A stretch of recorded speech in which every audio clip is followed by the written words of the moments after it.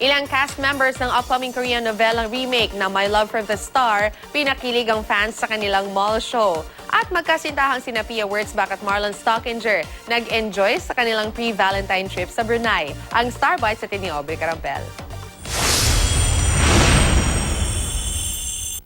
Weekend bago ang Valentine's Day, bumiyahe pa Brunei ang magkasintahang sila Miss Universe 2015 Pia Wurtzbach at Phil Swiss car racer na si Marlon Stockinger. Sa Instagram ni Pia, ibinahagi niya ang larawan nila sa isang resort sa Bandar Seri Bigawan. Tila enjoy pa ang dalawa sa weather doon. Bukod sa magandang tanawin, enjoy rin sina Pia at Marlon sa pagkain habang nagkakamay. Tuwang-tuwa naman ang kanilang followers sa kanilang bonding moments. Pinatunayan naman ni Dub Smash Queen Maine Mendoza na karapat-dapat siyang tawaging phenomenal star. Nakuha ng Itbulaga Darling at Destined to be Your Star ang top 2 spot sa listahan ng most liked tweets ng Pinoy netizen noong 2016. Nasa top spot ang tweet ni Mengay noong birthday niya. Umabot sa 124,000 likes ang post ni Maine. Tampok ang ilang regalo sa kanya.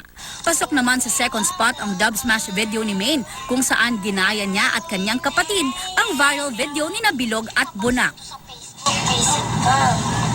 Umabot ito sa 120,000 likes. Natalo pa ni Maine ang international pop icon na si Selena Gomez sa paramihan ng likes.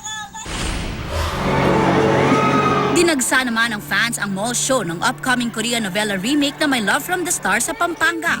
Pinasaya ng cast members na sina Jenilyn Mercado, Gil Cuerva, Gabby Eigenman ang mga Kapampangan sa isang mall sa Angeles City. Si Gil nagaganap bilang Mateo Do. Natuwa lalo't ito ang kanyang first mall show. Excited at kinakabahan daw ang cast dahil kakaiba raw ang role nila sa upcoming romantic comedy series kumpara sa mga proyektong nagawa nila noon.